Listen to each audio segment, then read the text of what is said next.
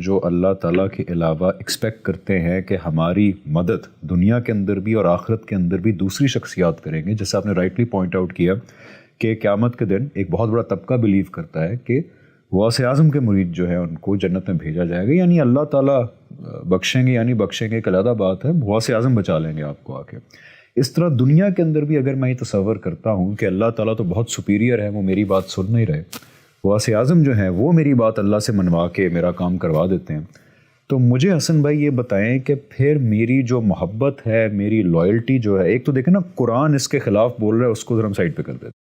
اگر میں یہ مان لوں کہ اللہ تعالیٰ تو اپروچ سے باہر ہیں، غوث اعظم میری دعا منوا رہے ہیں، تو میری محبت اور لائلٹیز کا مرکز تو پھر غوث اعظم بنے گے، اللہ تعالیٰ تو نہیں بنے گے۔ دیکھیں نا اللہ تعالیٰ نے تو میری بات سنی نہیں۔ میں مثال کے طور پہ بتاتا ہوں کہ اگر ایک پرائم منسٹر ہے اور اس کا آگے ایم این اے ہے، میں پرائم منسٹر کو بار بار درخواستیں لکھتا ہوں میرا یہ کام کروا دیں، پرائم منسٹر تو میرا کام کرواتا نہیں، تو پھر میں ایم این اے صاحب کے پاس جاتا ہوں کہ ایم این اے صاحب آپ پی ایم صاحب سے میرا کام کرا دیں، میں بڑی مشکل کے اندر ہوں۔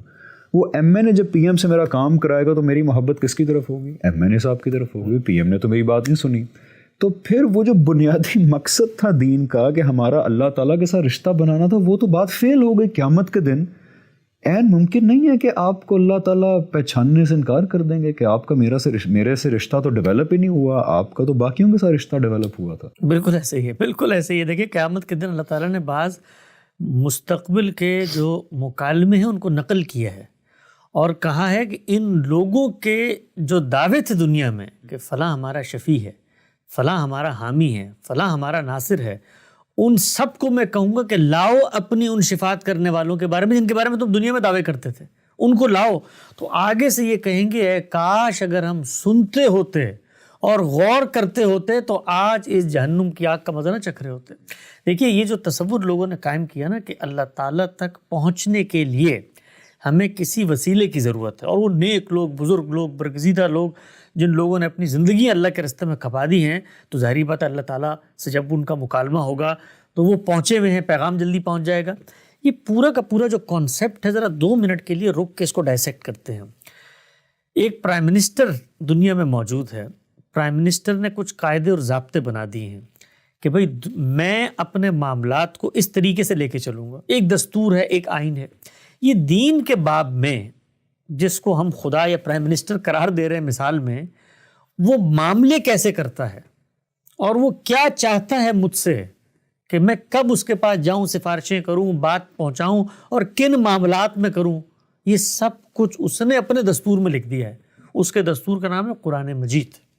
وہ جو قرآن مجید ہے وہ یہ کہتا ہے کہ خدا نے جب تمہیں پیدا کر دیا تو پیدا کرنے کے بعد تمہارا ارادہ ہے، تمہارا اختیار ہے، تمہارا شعور ہے، لِيَبْلُوَكُمْ فِيمَا آتَاكُمْ، میں تمہیں اس چیز میں آزماؤں گا جو تمہارے پاس ہے۔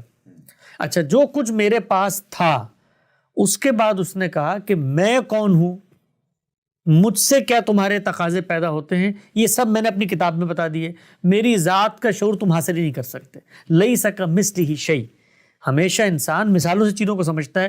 تمہارے ہیتا ادراک میں، تمہارے دماغ کے کینوس میں میرا تصور آ ہی نہیں سکتا کہ میں کیا چیز ہوں۔ اللہ تعالیٰ کی حقیقت ہم ابھی جان ہی نہیں سکتے۔ تو اس نے کہا کہ تم مجھے صرف صفات سے پہچانو گے، جو بھی میری صفات ہے، اور ان صفات کا پرتو میرے اندر بھی ڈال دیا۔ کیوں ڈال دیا؟ اس لیے کہ میں ان صفات کا شعور رکھتا ہوں، تبھی اس کو ہائر لیول پہ کنیکٹ کرتا ہوں، ریلیٹ کرتا ہوں کہ بھئی یہاں انصاف ہوتا ہے دیکھو منصف اصل وہ ہے، یہاں رحم ہوتا ہے دیکھو اصل رحیم وہ یہ ہے، یہاں اگر کوئی انتقام لیتا ہے تو اصل منتقم، یہ سب چیزیں میں ریلیٹ کرتا ہوں۔ تو اللہ تعالیٰ یہ کہتے ہیں کہ دنیا کے اندر جو میرے پاس تم نے بار بار آنا ہے، اگر تو یہ کرنے کے لیے آنا ہے کہ مجھے اپنا حقیقی مواجہہ کروا دو، مجھے حقیقی روپ دکھا دو، میں حقیقت کا براہ راست مشاہدہ کر لوں، تو یہ تو میرا قانون ہے، اس کے خلاف ہے، یہ تو درخواست تم نے کرنی نہیں۔ تو اگر میں کسی پیر کے پاس، کسی ولی کے پاس یہ درخواست لے کے جاتا ہوں کہ مجھے اللہ کے قریب کر دے، یا میں اللہ کے قریب ہو کے اس کی حقیقت کو جان لوں، تو قرآن مجید کہتا ہے کہ یہ وہ لوگ کرتے ہیں کہ جن کے دل میں ٹیڑھ ہوتی ہے، کجی ہوتی ہے، زیغ ہوتی ہے۔ جو راسخون فی العلم ہوتے ہیں وہ تو کبھی یہ درخواست کرنے کے بارے میں بھی نہیں سوچتے۔ اس رستے پہ جانا اصل میں گمراہی اور ضلالت ہے۔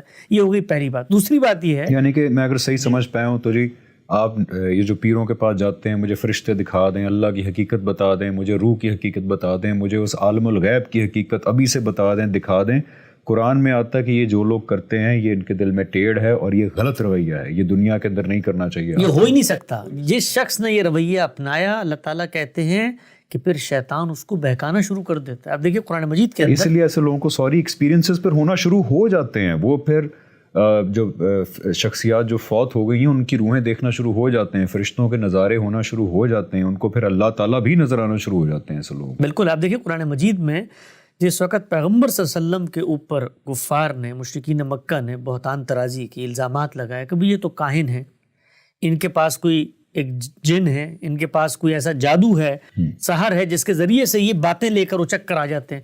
تو قرآن مجید نے کہا کہ اس شخص کو جس نے تمہارے اندر اتنی عمر گزاری ہے کبھی غیب پر حریص پایا کہ شیطان اس کو آ کر القاء کر دے؟ تو دو باتیں بتائیں. پہلی بات بتائی کہ غیب کا حرص یہ بندہ مومن میں نہیں ہو سکتا, اور دوسری بات یہ بتائی کہ جب غیب کا حرص ہوگا تو پھر شیطان ہی آ کر القاء کرے گا تمہیں. تو دیکھو ہمارے پیغمبر میں تو دونوں چیزیں نہیں تھی, تو اس کے بعد شیطان آئے گا کیسے؟ تو یہ بتا دیا کہ اللہ تعالیٰ نے تمہیں اس امتحان میں بھیجا ہے, اس امتحان میں اپنے علم کو پہچانو, اپنی حدود کو پہچانو, اور یہ جانو کہ تم نے کیا کرنا ہے. دوسری چیز جو میں عرض کر رہا تھا وہ یہ ہے کہ اللہ تعالیٰ اس دنیا میں معاملات کیسے کرتے ہیں اور میرا اس سے تعلق کیسے قائم ہوتا ہے, اس کو بھی انہوں نے متعین کر دیا ہے. وہ عبادات ہیں, وہ اللہ کے قرب کا ذریعہ بنتی ہیں. میں نے نماز پڑھنی ہے, میں نے روزہ رکھنا ہے, میں نے حج کرنا ہے, میں نے زکوٰۃ دینی ہے, حسن اخلاق سے پیش آنا ہے. رسالت مآب صلی اللہ علیہ وسلم کے پاس جب لوگ جاتے ہیں اور ان سے کہتے ہیں کہ جی ہمارے پڑوس میں 2 عورتیں ہیں, ایک پورا سال روزے رکھتی, خیرات اور لوگوں میں مال تقسیم کرتی ہے اور عبادات سے اٹھتی نہیں ہے, لیکن اخلاقیات میں بہت کمزور ہے, آپ نے کہا جہنم میں جائے گی. اور آ کر بتاتے ہیں کہ جی ایک عورت ہے, نماز بھی پڑھ لیتی ہے, کچھ تھوڑا بہت پنیر بھی لوگوں کو کھلا پلا دیتی ہے, لیکن اخلاقیات میں بہت اعلیٰ ہے. انہوں نے کہا جنت میں جائے گی. اللہ کے قرب کا حصول اس کے سب طریقے اللہ نے بتا دیے. تو مجھے غوث قطب ابدال کے پاس یا مجھے پیر یا کسی مربی کے پاس جا کر کرنا کیا ہے؟ اس کے بعد آخری بات اس باب میں یہ ہے کہ جس کے پاس میں جا رہا ہوں یہ حاضری کے پروٹوکول اس نے طے کرنے یا میں نے طے کرنے؟ اگر یہ اس نے طے کرنے ہیں تو اس کو بتانا چاہیے نا کہ نکلو میری کائنات میں. وہ تو کہتے ہیں کل سیرو فی الارض کیف کان عاقبۃ للمکذبین, جاؤ کائنات میں دیکھو میرا انکار کرنے والوں کا کیا انجام ہوا. اس کو تو مجھے کہنا چاہیے جاؤ کائنات میں دیکھو اور میرے چھپے ہوئے غوث قطب ابدالوں کو ڈھونڈو.